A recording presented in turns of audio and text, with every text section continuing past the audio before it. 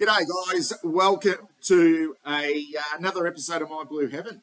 It's the preview show. It's Thursday morning. I am not waiting for the teams to be announced tonight. I'm getting stuck into it.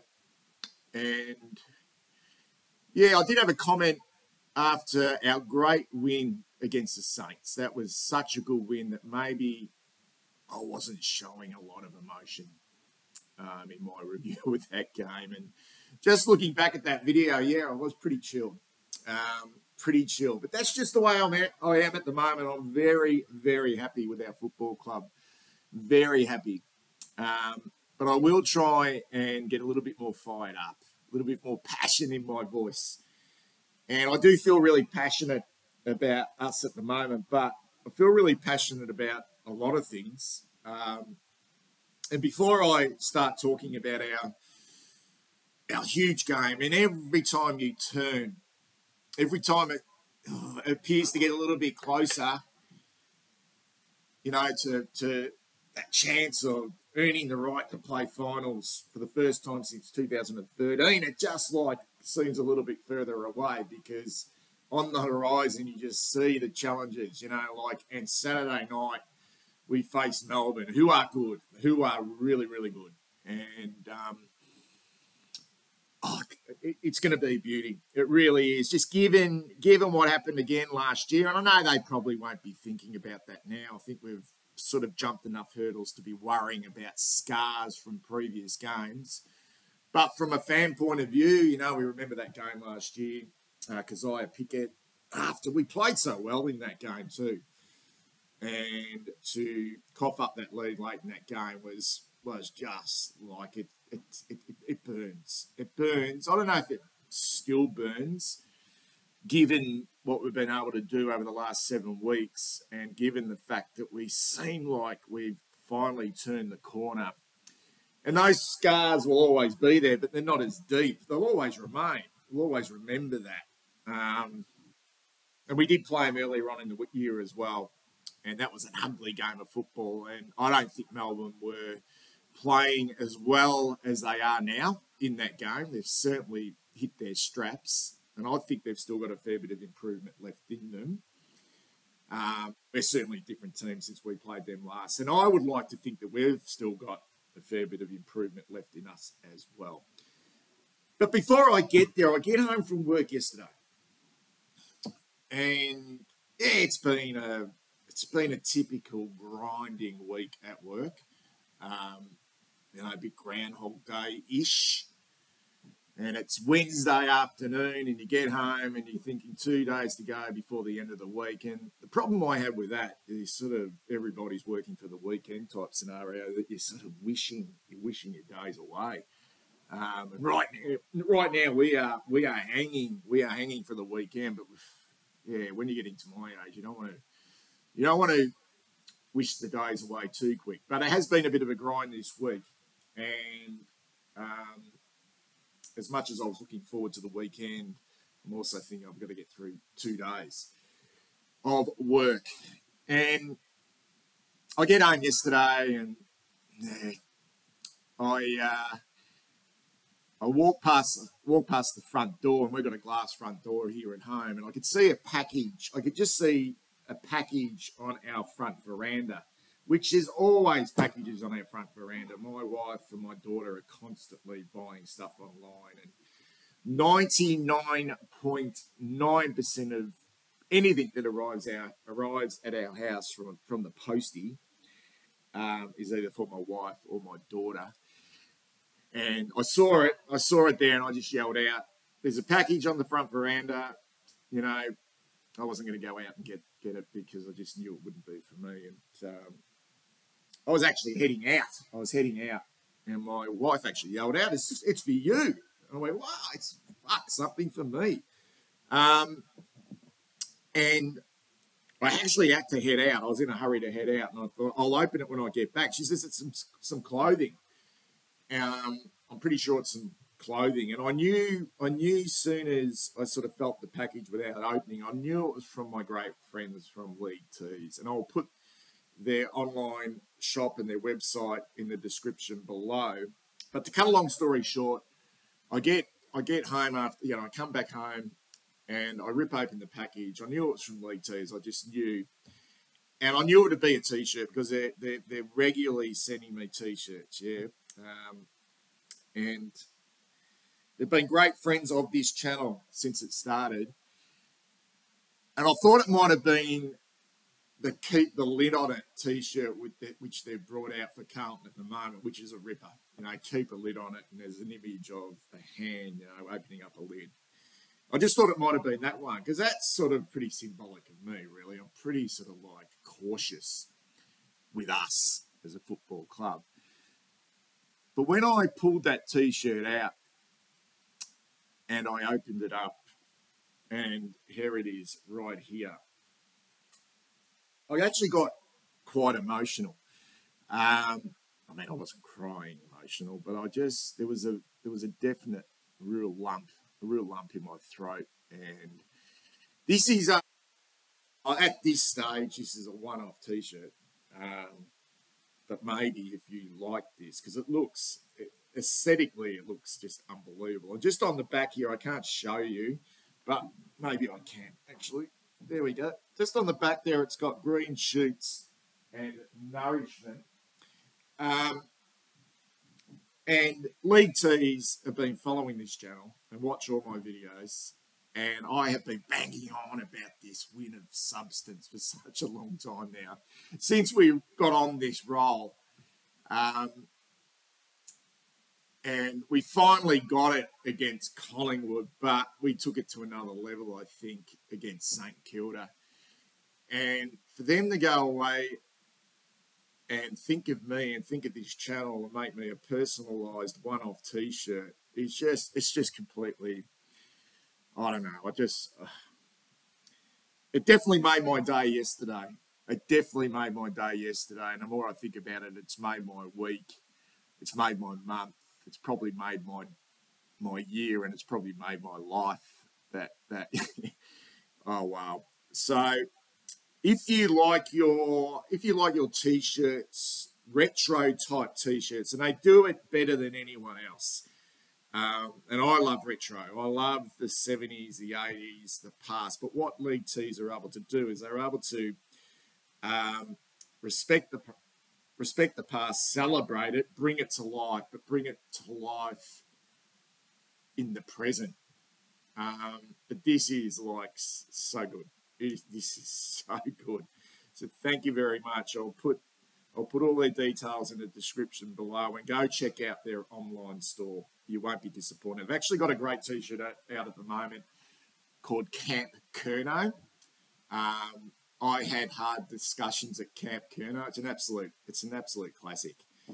What I like about that T-shirt is when we were going like a busted ass, and we were going like a busted ass. One thing that was consistent was that when the players were talking and when Voss was talking during that period, fans would always say, shut up, stop talking. Just get the job done. We're sick of you talking. Just perform. But now this camp, which apparently happened, or some type of camp where the players were there and the coaches and they had hard discussions, what were they doing? They were talking. They were talking about it. They were acknowledging it and talking about it. But the facts are we're now celebrating that camp. That camp will now, if we're able to now, really make something of this, whether it's this year or the coming years, and we want it to be now. We want it to be now. And I'm sort of like thinking, yeah, there's something about this club that we want it now. And the way we're doing it, sort of like now. It's like right in the now rather than, all right, next year or the year after. Although, yeah. But this camp, or this discussions that this group had at that point in time will go down in sort of folklore. With a bit like, and I'm not, please, for fuck's sake, I'm just talking about Geelong, when they had brought that leading teams in 2006 or whatever it was, and they sat everyone down in a fucking circle and they they put it to Gary Ablett Jr. that he wasn't working hard enough, and all those stories, Stevie J, and all those stories that, you know, and then the stories that have come out about Cotchin and Jack Reebok sitting down together and drawing a line in the sand in 2016, all that type of stuff. So who knows? Who knows? I'm getting a little bit carried away, but this to me, this is like substance. Substance is so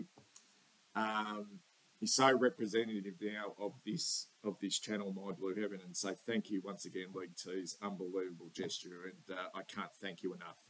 All right, let's get on to the game. Now, I have now been speaking for 10 minutes, and this is going to be, hopefully a classic, and maybe that next winner's substance is a goal after the siren, although we did have one of those when Jack Newnes sunk Fremantle during COVID. But I just think we've won in so many different ways of late that I'm now confident that we're not that team that's a bit flaky. I think they've found something. The method, the application, they've found something, regardless of the personnel. Now, we have got some personnel challenges, and during the week, so have Melbourne. Theirs have more been stretched in their front half. Ours have been probably stretched through our midfield, and they get Clayton Oliver back. He's been out since round 10, so will he be rusty? I don't think you're generally rusty, particularly a player such as him. Will he be at his absolute best? Are they a better team with him in it? Oh, fucking oath they are. He's an exceptional footballer.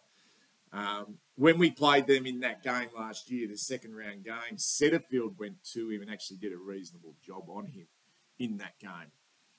But he's always there. He's always hard at it. He's at times antagonistic, and he's a terrific footballer. And they've got those players that are at that point in their career that they've got out of that.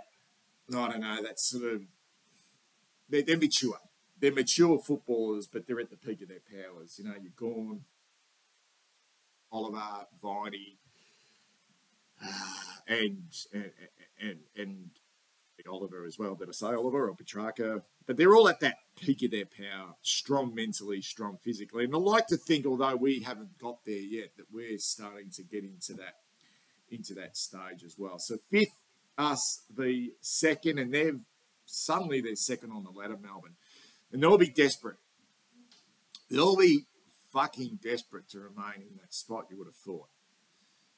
Well, they would be. And they are playing some reasonable football at the moment. I mean, they've won their last 5. We know that we've won our last 7, so both in terrific form. Have they been patchy in some of those games? Yeah, they started slowly against North Melbourne last week, but they've got the job done over there in Tasmania. I don't know, it's just feels like such a tricky place to go and play football this time of year. They've beaten Richmond, Adelaide, who are one of the form teams of the competition at the moment as well. They beat Brisbane Lions by a point. That was a classic. After Brizzy dominated that game early, they came back, and like us, they got the job done against St Kilda in a similar manner and a similar margin as well. So they're in some really good form, and I suppose that not so much a turning point, but they've got a lot stronger since they've made that decision to send Brodie Grundy back to the VFL, and that experiment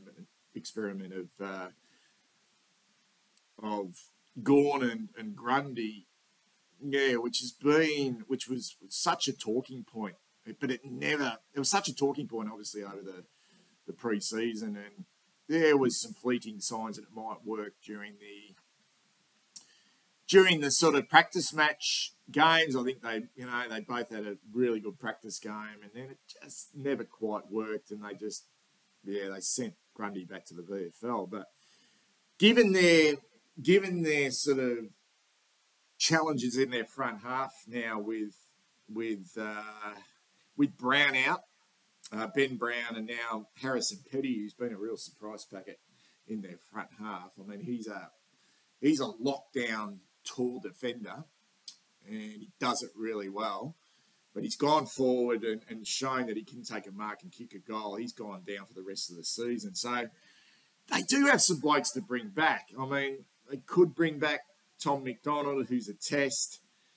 No Bailey Fritsch at the moment, which I like. He's a terrific footballer and a dangerous footballer. We don't necessarily always have a right matchup for him.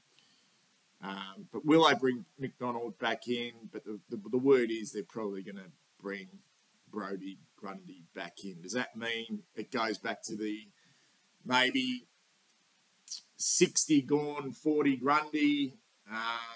Maybe it disrupts them because I just can't see them if they bring Grundy back in. They're just going to play him as a permanent forward.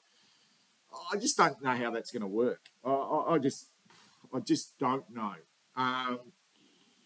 So that one does fascinate me somewhat. Does Grundy come back in and they go back to what they were doing? Or was he going to play a lot more forward?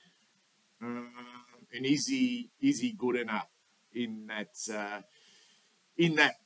role? And do we go with TDK and Pitnet ourselves? Because I thought as the game went on last week, it started to look a little bit better. But I think I am anyway, that TDK is actually playing a lot better football when he's in the ruck. And I just think Gawn is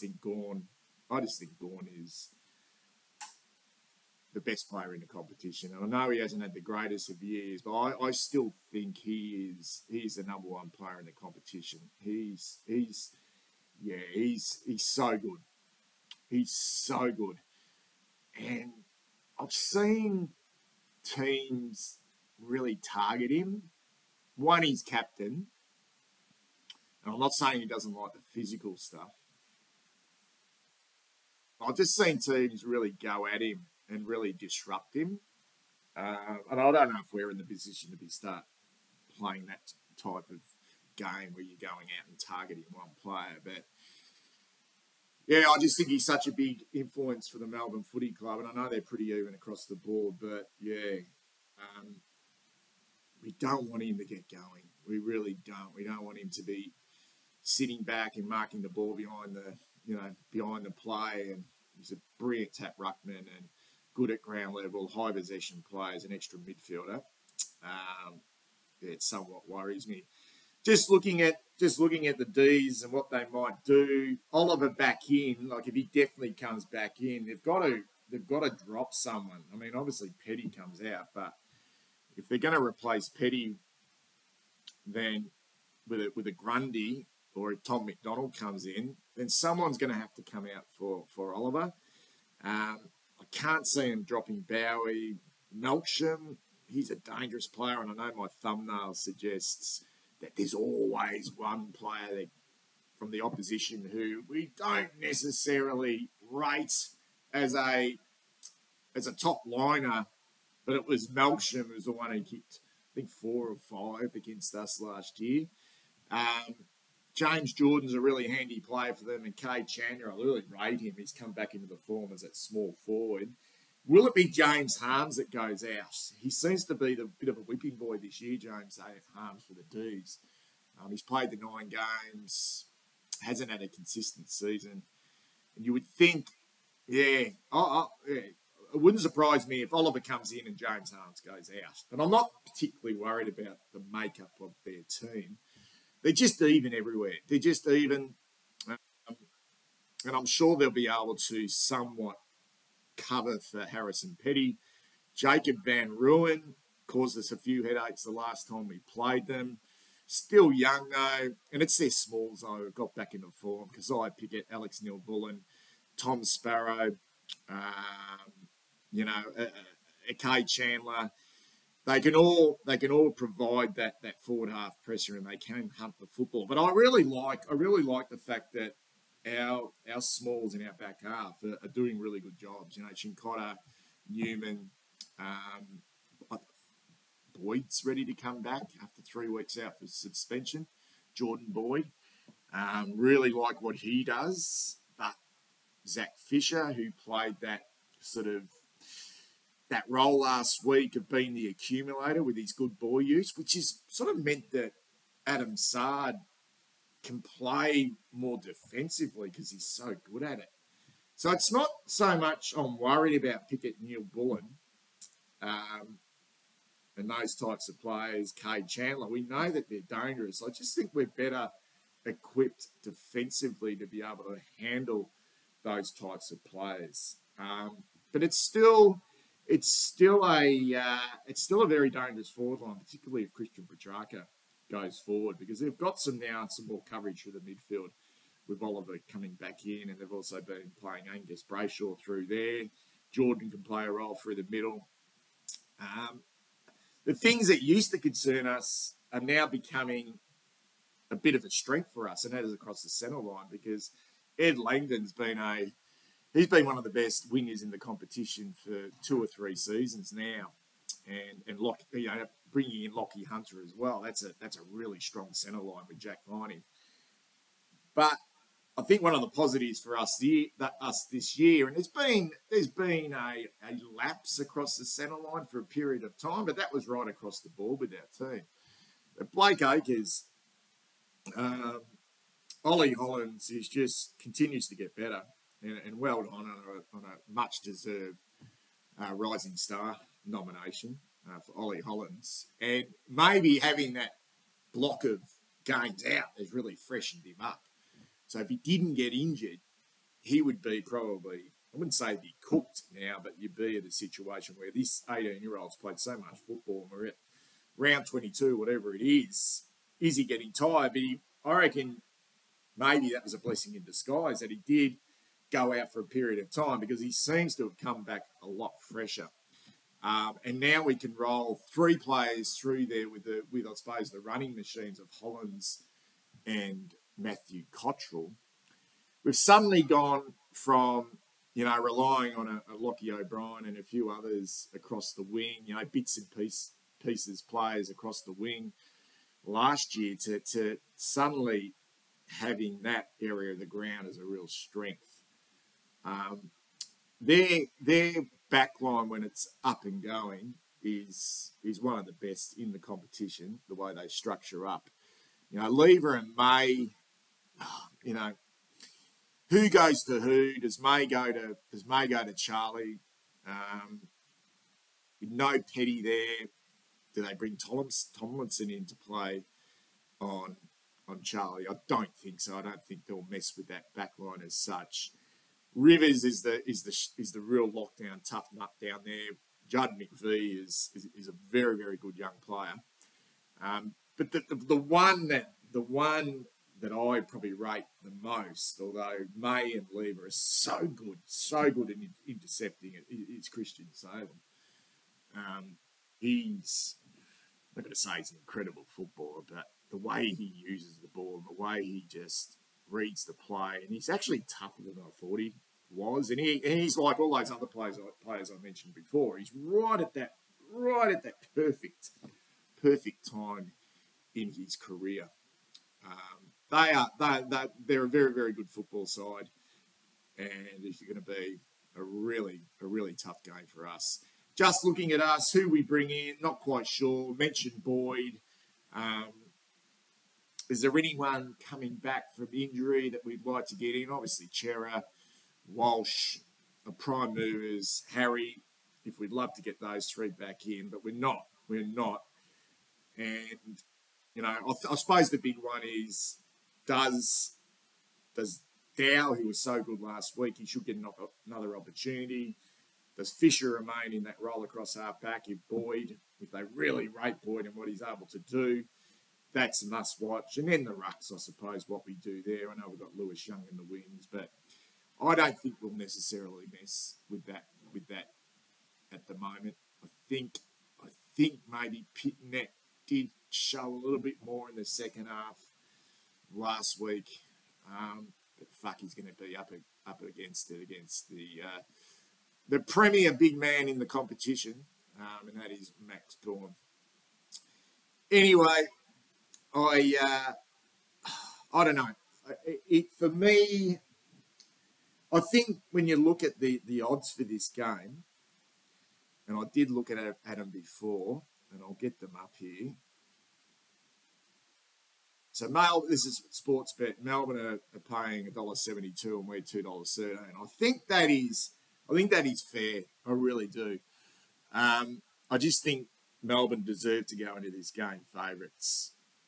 And from our perspective, it's probably similar to last week. It really is. I feel like we've been on such a good roll, but this, I really rate St Kilda and the challenges that they provide a football team. But this, I don't know, Melbourne will take it up another level.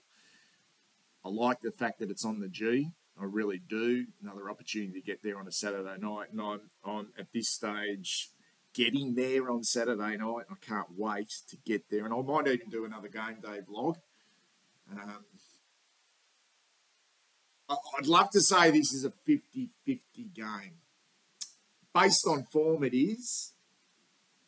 But probably based on what Melbourne bring in through that midfield. And that's the area of the ground that we have been really challenged on. And that's where it really starts, isn't it? It really does start. It's going to take another enormous effort from Cripps, Dow, Hewitt, okay, rolling through there. Whether it's Doherty, whether they can get Cunningham in there and Fogarty in there at times against just the crack Melbourne unit through the middle of the ground. I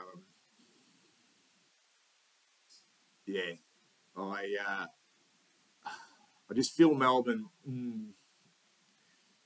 I just feel Melbourne are probably going to get us here. I really do.